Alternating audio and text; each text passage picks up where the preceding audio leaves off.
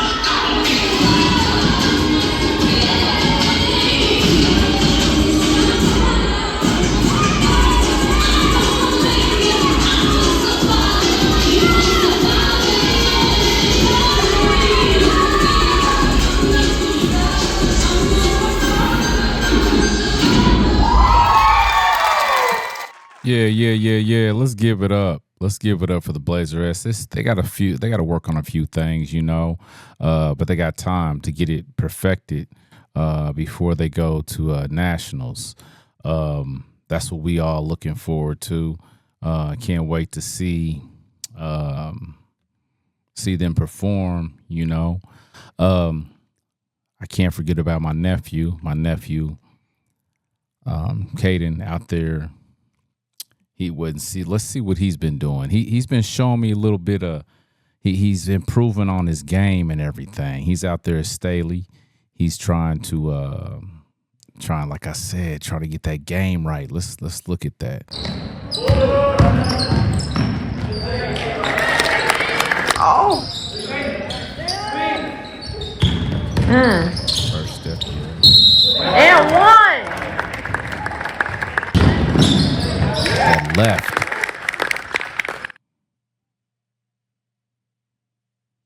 Got the handles like his daddy. His daddy had handles.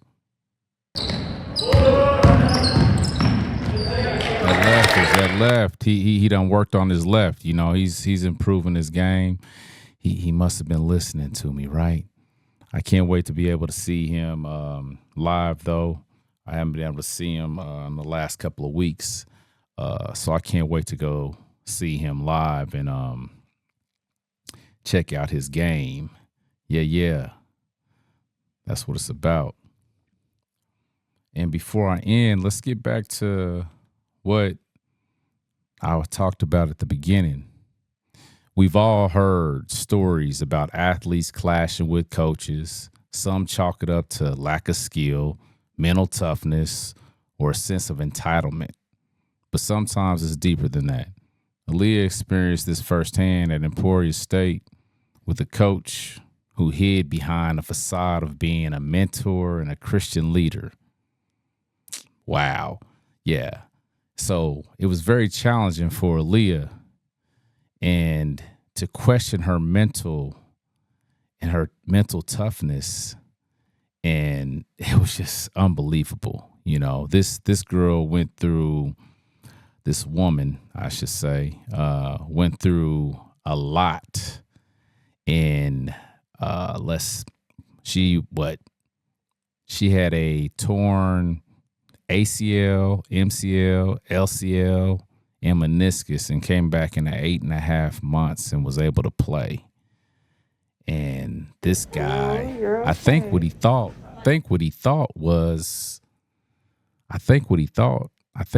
that he was going to get her down there and she wouldn't be able to play and he could slide his daughter in. This guy was unbelievable. Just the games that he played with her, not letting her play, then just throwing her in the game, not letting her practice, I should say, not letting her practice at the end, throwing her in the game, expecting her to be able to produce, and she wasn't even playing in practice. Yeah, you could say, oh, she's supposed to be practicing, outside of that, your time is limited. If you're not even be able to play in practice and then you're just throwing in the game, hey, he comes to her in a meeting and he says, hey, you haven't hit a 3 in about a month, And, just things like that, just the mental game that he played with her. No one was believing, no one took us serious when I was doing videos and everything. She went to the AD. She ain't the only one that went to the AD, let me go back. She isn't the only one that went to the AD. There's an article written up in the Emporia Gazette.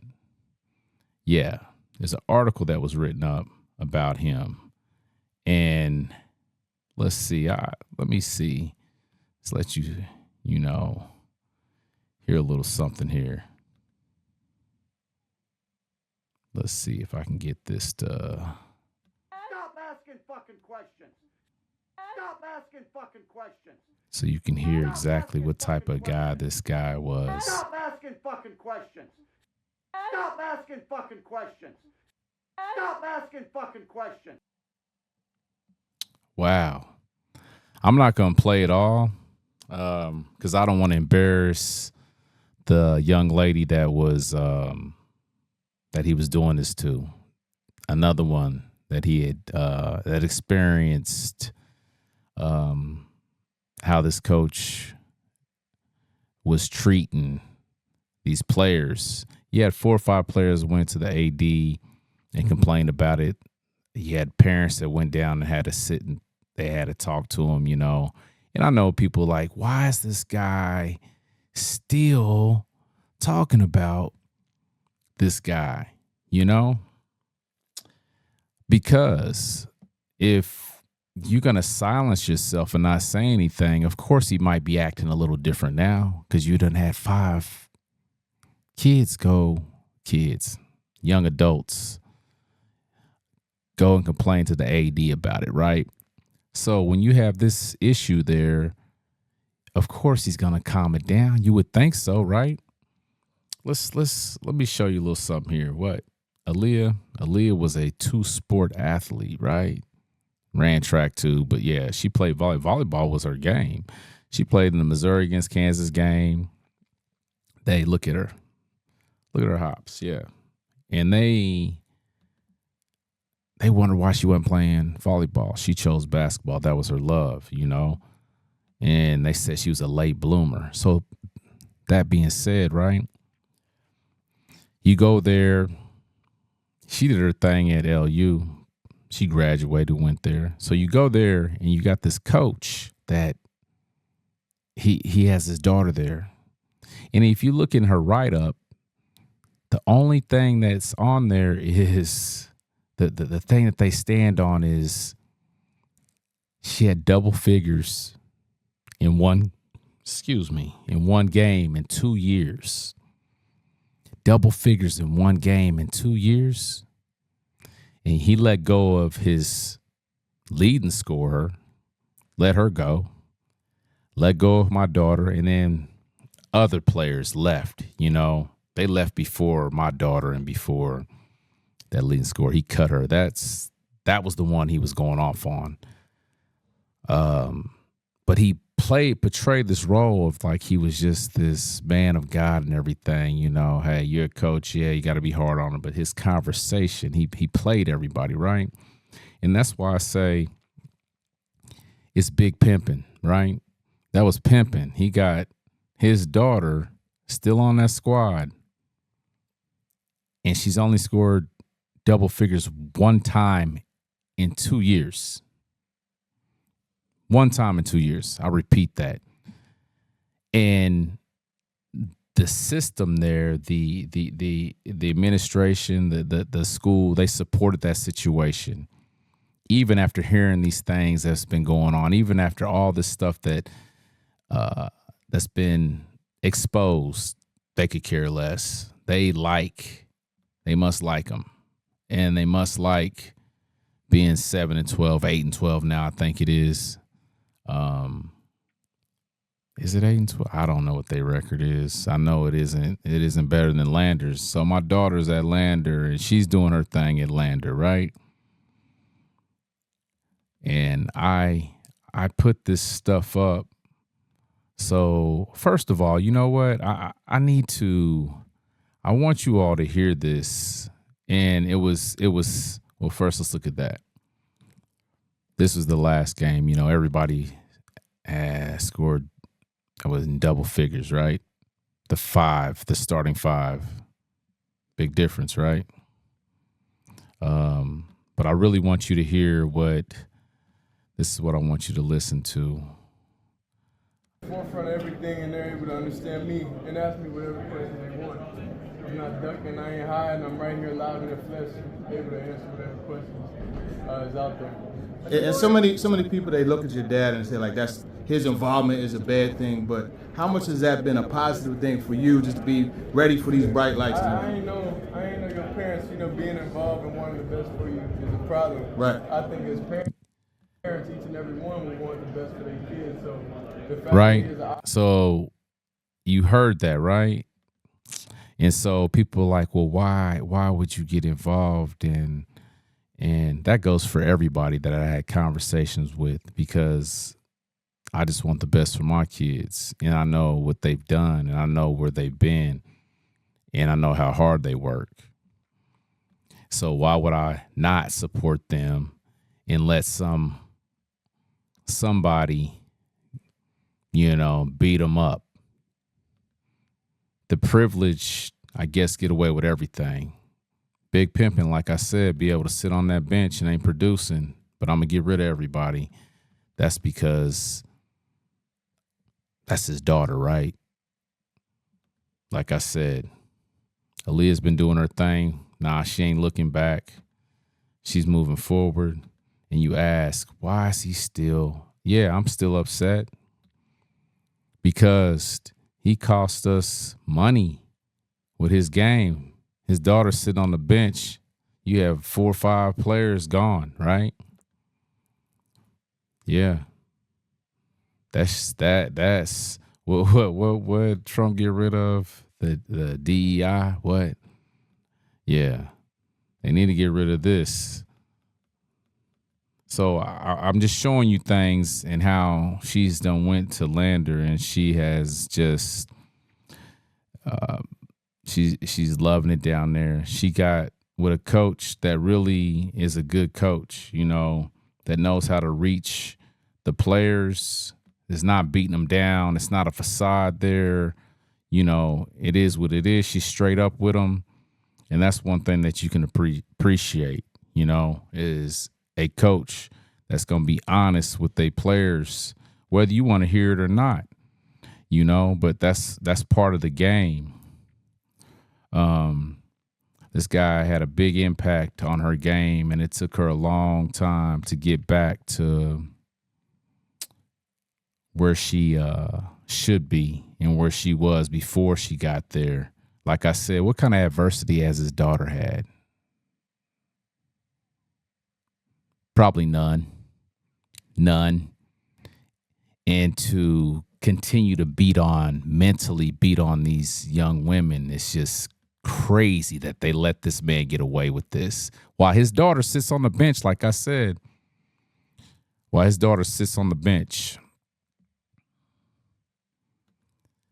Yeah. She went ahead and got her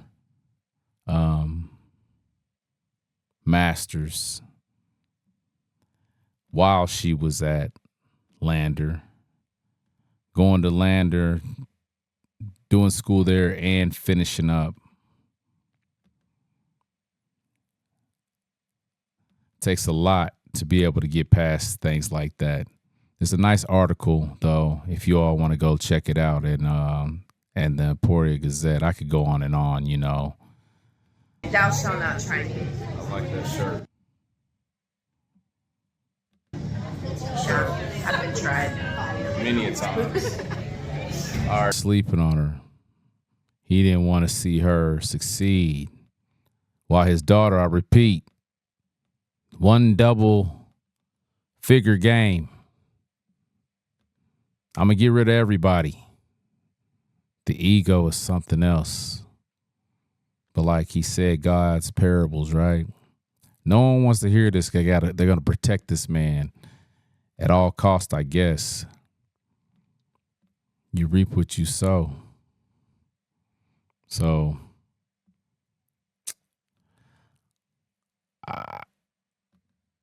like I said, you reap what you sow. Eventually, I guess he will get what he deserves. And hopefully that's soon that happens, because, man, it's unbelievable that they